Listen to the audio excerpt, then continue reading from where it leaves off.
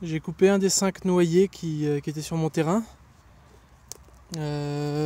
C'était celui qui produisait presque rien. Toute petite noix en très petite quantité depuis 2 ans. Et j'avais besoin d'un peu de place, donc je me suis dit qu'il est probablement malade. Finalement, après l'avoir coupé, j'ai pas trouvé de traces de champignons, ou il semblait en bonne santé. C'est juste qu'il produisait pas autant que les autres.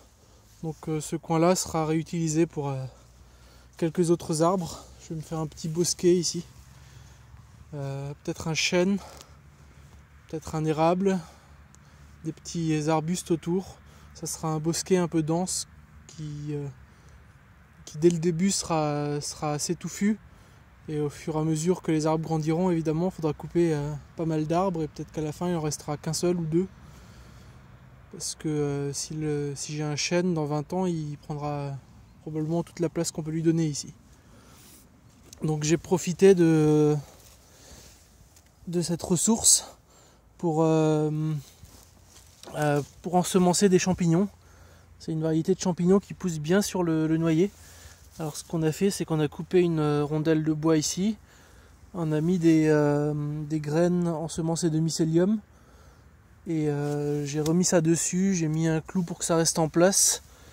Et un peu de cellophane autour pour qu'il n'y ait pas d'autres champignons qui se mettent dans la plaie en attendant.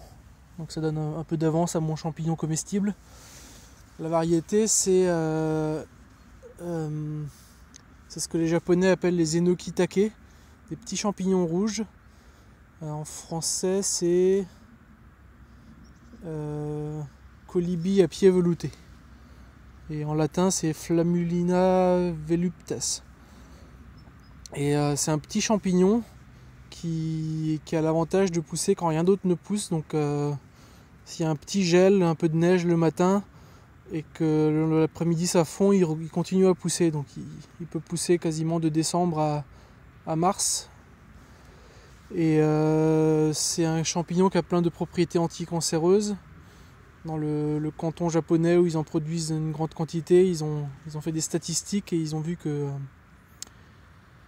y avait beaucoup moins de cancer à cet endroit-là. Et ils suspectent que c'est à cause de la surconsommation de ce champignon. Alors c'est peut-être pas le champignon le plus goûtu. Les shiitake, mais même les pleurotes sont bien meilleures. Je ne l'ai pas encore goûté, c'est ce que j'ai lu. Donc j'ai pris un autre bout, un bout qui est difficile à fendre en bûche.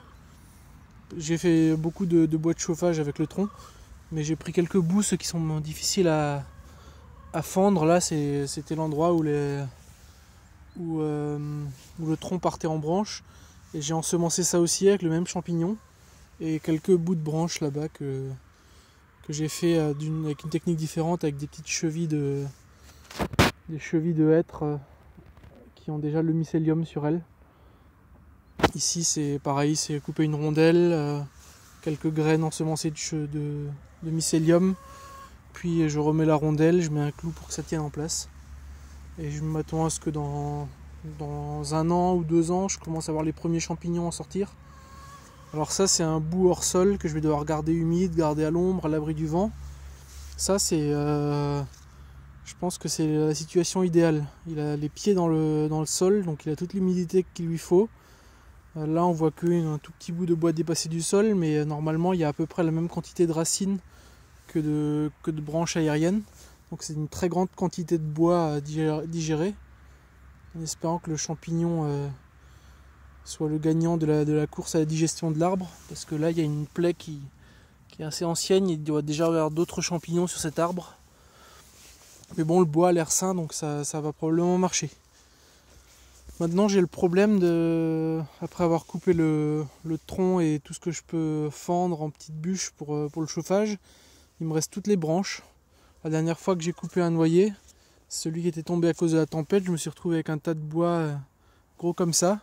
Et encore, ça c'est après avoir tassé en découpant la tronçonneuse 2 ou 3 fois d'affilée, puis en remettant sur le tas et en recoupant avec la tronçonneuse pour que ça se tasse bien. Donc cette fois-ci, je me fais beaucoup de copeaux de bois parce que j'en avais besoin.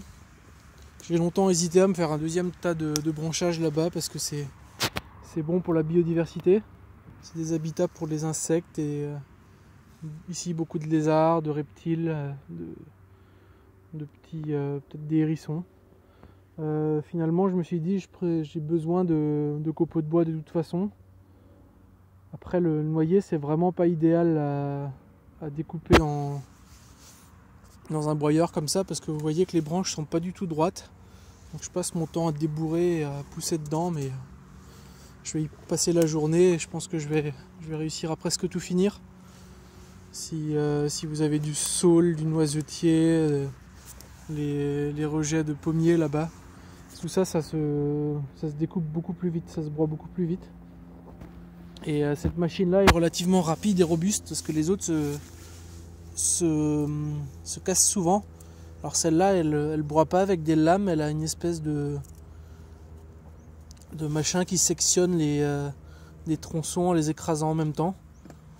Donc ça sera très bien pour faire du bois ramel fragmenté. Là, les champignons peuvent rentrer tout de suite partout. Et je vais vous montrer quelle quantité ça fait maintenant que j'ai fait à peu près la moitié ou les 2/3 de l'arbre. Je l'ai mis en tas dans le potager.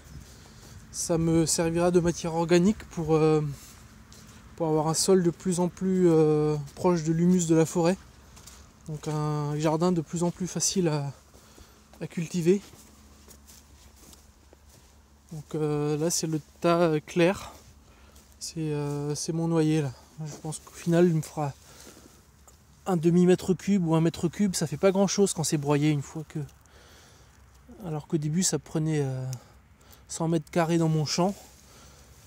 Vous voyez que finalement c'est très peu de matière une fois que c'est tassé. Tout ça je vais le répartir sur la zone. Je vais pas pouvoir tout couvrir, mais si je peux mettre 5 cm dans ce carré là, 5 cm d'épaisseur, d'ici le printemps ça sera déjà bien commencé à se décomposer et ça me fera un beau mulch, une belle couverture du sol. Je vais peut-être pouvoir planter directement là-dedans, écarter un peu, mettre mes plants de choux, de courgettes et peut-être même essayer de faire des semis en écartant un peu ce qui restera. Mais d'expérience, quand c'est broyé comme ça dure pas très longtemps. C'est quelques mois, ça a complètement disparu. Et ça va dans le sol, ça apporte de la matière organique dans le sol. Ça fait un sol beaucoup plus léger, plus facile à travailler. Et ce tas-là, c'est beaucoup de branches de pommier, beaucoup de branches de les saules têtards que j'ai découpées. J'ai gardé tout ce que je pouvais garder pour faire de la vannerie. Et le reste, je vais le... Vous voyez les petites graines là? C'est un reste de mycélium de champignons que j'ai balancé là. On dirait que ça commence à se propager déjà un peu sur le bois. Après, il n'y a largement pas assez de quoi ensemencer tout ce tas. Il y aura beaucoup d'autres champignons qui arriveront avant. Et en plus, ça sera étalé sur toute la zone, donc je ne m'attends pas à avoir beaucoup de champignons dans le jardin. Mais je me suis dit, ça vaut le coup d'essayer. Donc je disais que ce tas-là, c'est juste sur le haut qu'il y a du BRF. En dessous, c'est un tas de compost et beaucoup de fumier, de paille de mes poules. Donc des matières fécales de poulet avec de la paille. Donc ça fera un petit apport d'azote aussi. Voilà. Je vous tiendrai au courant parce que je sais que ça va intéresser certains de savoir si on peut utiliser des feuilles de noyer, du bois de noyer, des branches de noyer comme paillage, parce qu'il y a pas mal de légendes, voire peut-être de faits sur le fait que ça inhibe la croissance de toutes sortes de plantes. Il y a une allopathie, donc c'est le noyer utilise une molécule chimique pour empêcher la germination d'autres plantes, qui lui permet donc sur son terrain de grandir plus vite que les autres et de ne pas avoir de compétition. Mais encore une fois, à moins d'être sous un noyer qui perd toutes ses feuilles, que toutes les feuilles s'entassent sur un tas, un truc comme ça réparti en quelques semaines, ça aura complètement disparu. Toute molécule compliquée qu'il pourrait y avoir là-dedans sera absorbée dans le sol le pire qui puisse arriver, si vraiment ça empêche les légumes de pousser, c'est que pendant une année, je pourrais pas produire tous les légumes. Je pourrais peut-être pas faire de semis, mais je suis sûr que ça va se décomposer très vite. Mais je vous tiendrai au courant. Je vous confirmerai que ça pose pas de problème pour faire du jardinage. L'important, c'est d'utiliser les ressources que j'ai sur place. Et là, j'ai un problème qui est en train de se transformer en ressource. Donc, un gros tas de branches de noyer dont je ne savais pas quoi faire. Un broyeur, une journée de travail et ça me fait un peu de paillage dans le jardin.